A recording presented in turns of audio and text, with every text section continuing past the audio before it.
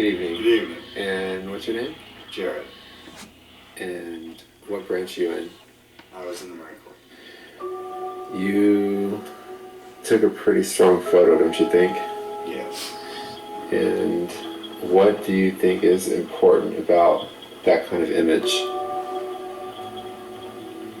Through my experiences, I guess it was healing for me, because suicide is something that I struggle with. I don't do it because of obviously my family and my friends that don't get to live. I keep going for them because they don't get to, and I don't want to be another number of service members that have killed themselves. Do you think it would shock? Do you think this photo would shock anyone who was in the infantry or someone who saw the worst? I think people, like with anything, some will be upset, some would laugh, because that's how they deal with things, but I think people will understand. I don't think anybody's gonna take a look at it and be like, oh, no, that's too much. If anything, it's too real.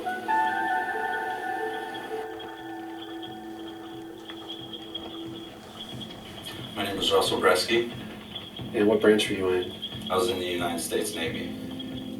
Basically, my childhood got taken away, and I was always scared to go home, so I grew up very fearful. Throughout high school, I actually did have moments of suicidal tendencies. And then that's when I joined the military. That actually made me stronger as a person, and within the military, I was able to find friends to actually keep me to hold on for life.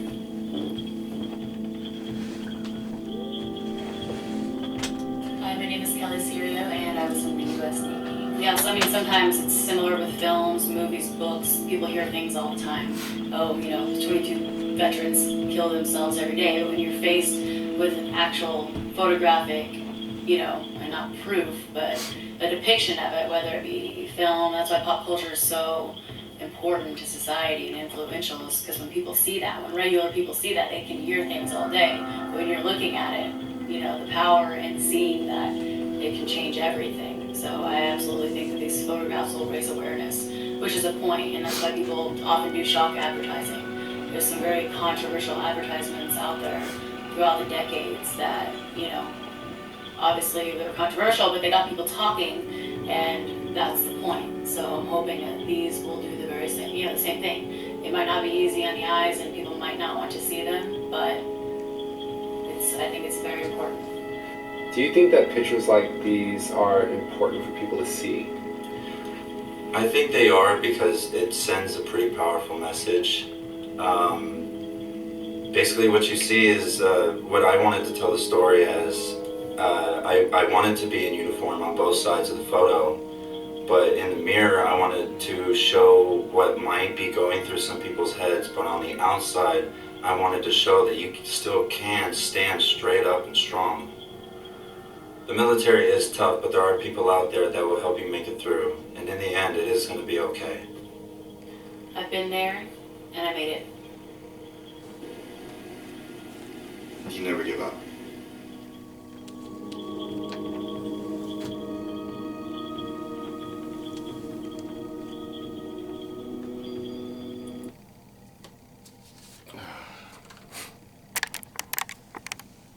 All right, hello everybody. It's Steve. Let me zoom that back up.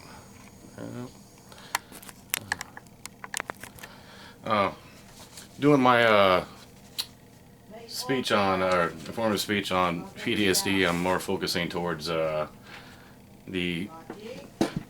service members, veterans, and first responders. According to Department of Veterans Affairs, if you go to their website, www.ptsd.va.org, or gov correction. On the average, there are 8,030 veterans who commit suicide a year. Now, if you want to break that number down, there are, you've heard in the video, there's 22 veterans every single day that commit suicide. You want to break it down a little further, that's one sailor, soldier, Marine, every 65 minutes. It's a pretty staggering statistic. All who suffer from post-traumatic stress disorder, PTSD. PTSD is a mental health issue that can occur, I don't know if you can,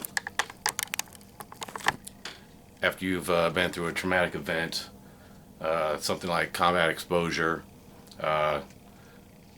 witnessing a terrorist attack, or seeing something really horrific, that really gets you down to your core. Information can be found on ptsd.va.gov.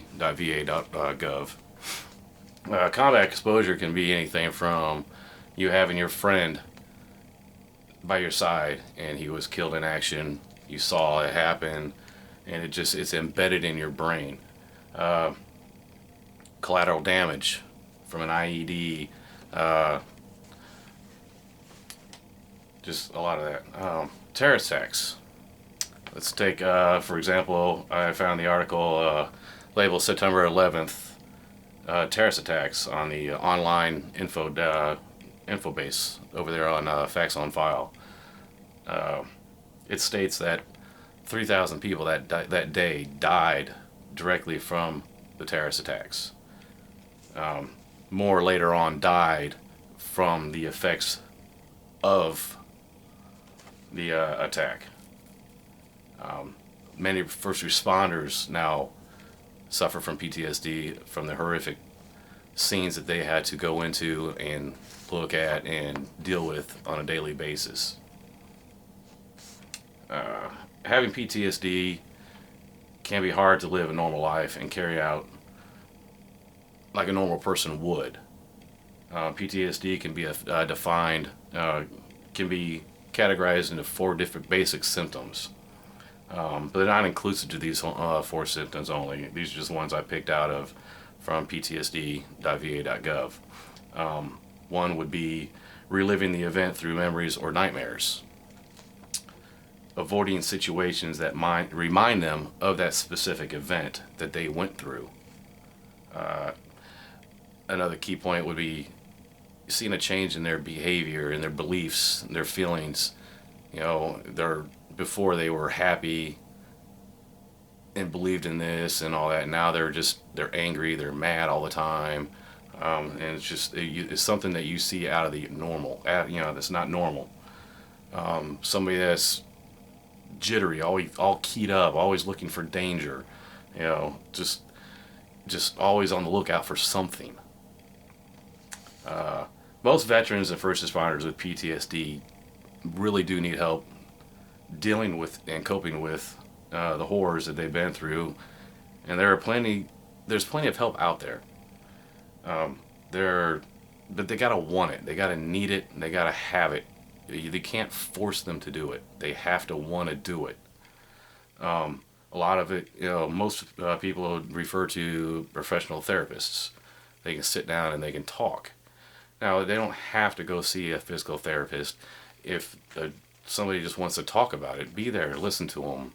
Listen to what they have to say. Don't try to fix their situation. Just listen to them. That's what they want. They just want to get something off their chest.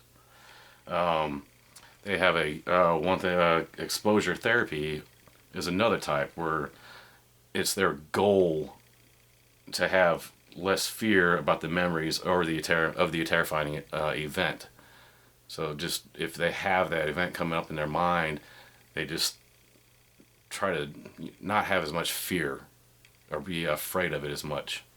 Another one would be EMDR, which is, if I can pronounce this correctly, is eye movement desensitization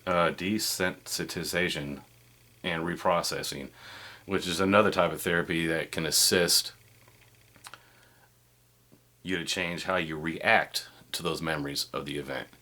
And say if you feel them coming on, then instead of getting angry about it, think of something else to do. Think of another reaction. Then there's drugs. I mean, you have Zoloft, Prozac, Paxil, Celexa. And that has helped. Not all want to go the prescription route. A lot of people deal with alcohol, illegal drugs to dull their pain.